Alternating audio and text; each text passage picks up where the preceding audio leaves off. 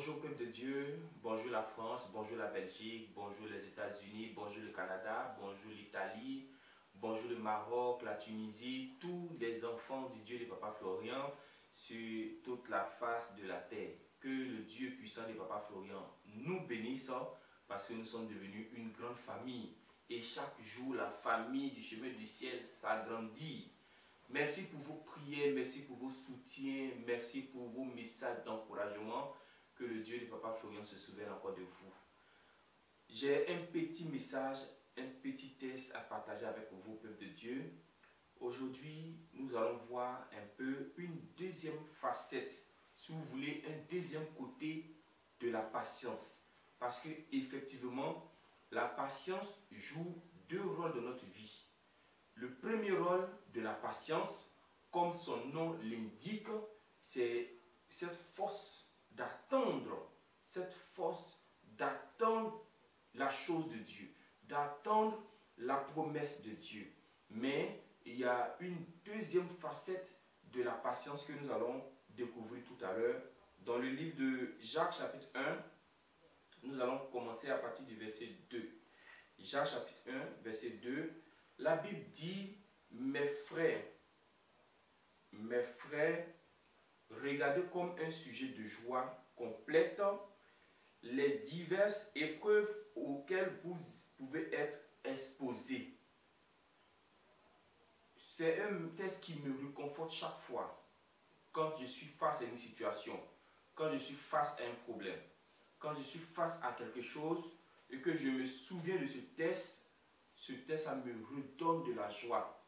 Et je me pose la question, comment une personne qui est affligée, comment une personne qui est dans des problèmes, comment une personne qui est dans des difficultés peut regarder ses problèmes, peut regarder la maladie, peut regarder la situation avec un sujet de joie. J'ai dit non, mais c'est pas possible. C'est pas possible. On veut t'annoncer une nouvelle et puis toi tu vas regarder cette nouvelle avec joie. Surtout si ce n'est pas une bonne nouvelle. C'est pas possible. Quand on vient t'annoncer tu as perdu ton emploi, ou on vient t'annoncer que tu ne peux pas enfanter, et puis tu vas être dans la joie. J'ai dit non, c'est pas possible. Alors que ce que la Bible nous recommande, ce que la Bible nous conseille, elle dit de regarder avec un sujet de joie. Je ne sais pas si vous me comprenez un peu. C'est-à-dire tu regardes le problème et tu le regardes avec un sujet de joie.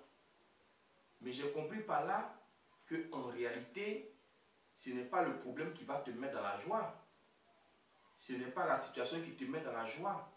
Mais au contraire, c'est ce qui se cache derrière le problème qui doit nous mettre dans la joie.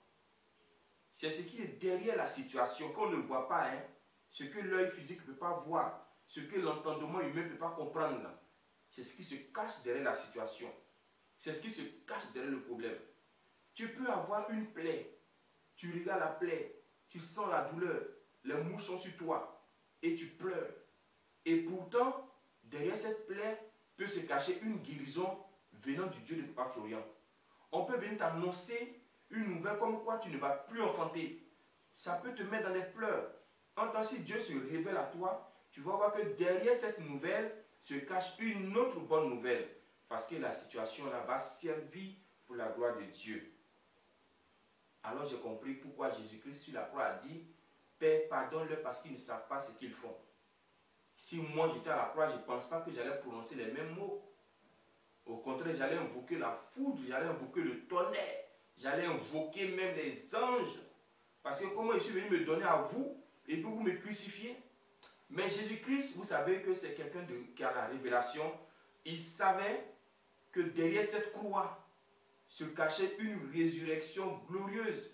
Parce que la Bible dit le jour qu'il est ressuscité, il y a eu des morts aussi qui sont ressuscités. Des tombes se sont ouvertes. Gloire à Dieu. Et c'est ce que Jésus-Christ voyait lorsque la famille de Joseph voulait le vendre, le tuer. C'est vrai, ça pouvait lui faire mal. Ça pouvait anéantir sa foi. Ça pouvait endurcir même son incrédulité. Mais il a dit non. Moi, ce que je vois, c'est la gloire. Parce que rappelez-vous, que Dieu lui avait déjà monté sa gerbe s'est levée au-dessus de celle de ses frères. Dieu avait montré que tout le monde allait se prosterner devant lui. Donc, il ne regarde pas le problème présent. Donc, quelle que soit la situation dans laquelle nous sommes aujourd'hui, actuellement, disons à Dieu, ouvre nos yeux pour que nous puissions savoir qu'est-ce qui est derrière. Et attention, il faudrait aussi qu'on fasse la part des choses. Ici, nous parlons d'épreuves. Et quand je dis épreuve, je fais allusion à tout ce qu'une personne peut vivre à cause du nom de Dieu. Je fais allusion, je fais référence à tout ce qu'une personne peut vivre parce qu'elle a décidé de servir Dieu. Vous savez que le service de Dieu n'est pas facile. On prend des coups, on reçoit des attaques, on reçoit des injures, on est rejeté. Jésus était rejeté. Il a pris des coups.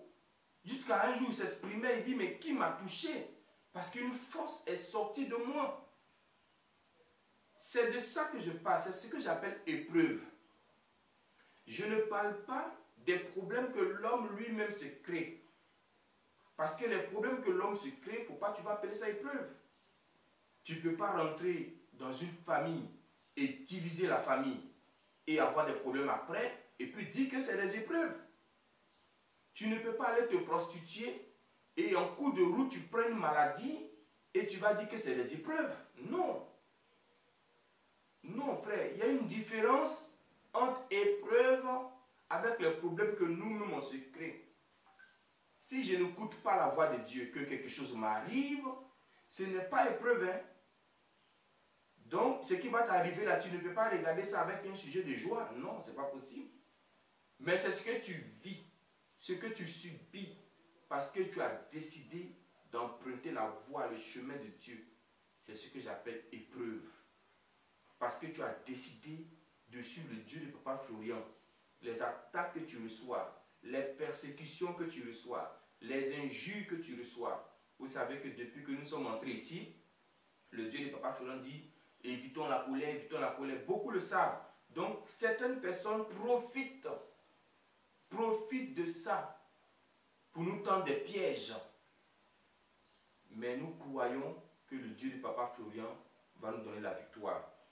Donc, c'était juste une parenthèse pour faire différence entre épreuves avec les problèmes que nous-mêmes on se crée. Pour poursuivre la lecture, verset 3, sachant que l'épreuve de votre foi va produire quoi? La patience.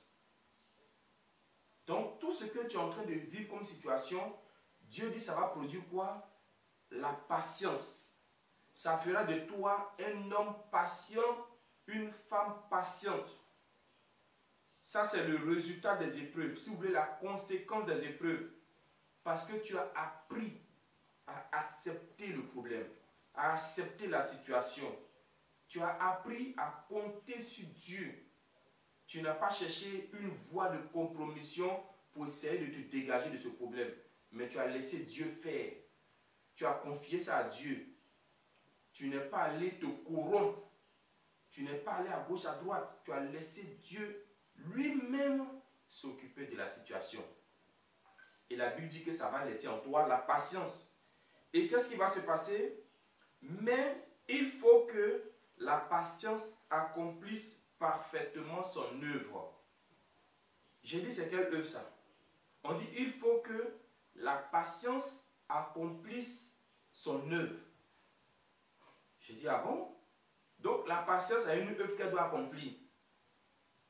Donc vous comprenez avec moi que la patience n'est pas là seulement pour te permettre d'attendre, mais il y a quelque chose que cette patience va laisser en toi. Il y a quelque chose que cette patience va produire en toi. C'est vrai, nous disons que la patience est un chemin d'or. Parce que plus tu vas patienter, plus c'est de bonnes choses qui vont venir.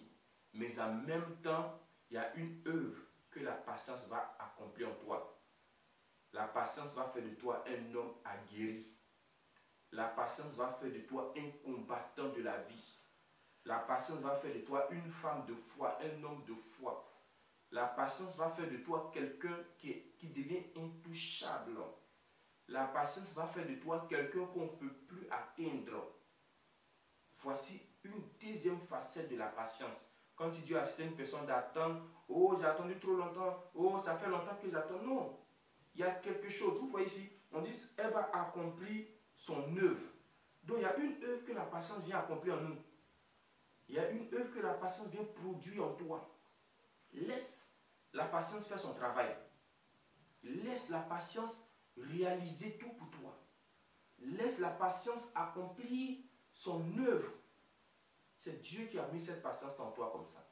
La Bible dit que de tous les serviteurs de Dieu, il n'y a pas un homme qui était plus patient que Moïse. Moïse était un homme très patient, c'est dit de lui dans les Écritures. Et cette patience-là, ça va produire son résultat. C'est grâce à cette patience que Dieu va te garder toujours en haut. C'est grâce à cette patience que Dieu va réaliser pour toi. Que Dieu nous aide, que Dieu nous bénisse. Vous avez remarqué le malade à la piscine de Bethesda, 38 ans, ce n'est pas 38 jours. Ce n'est pas non plus 38 mois. Ce n'est pas 38 minutes.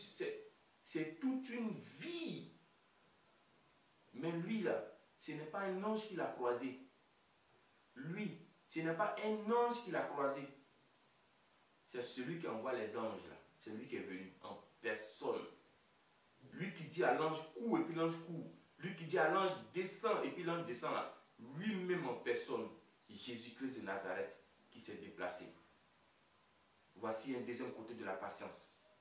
Il a attendu, il a eu sa guérison, mais il a vu Jésus-Christ.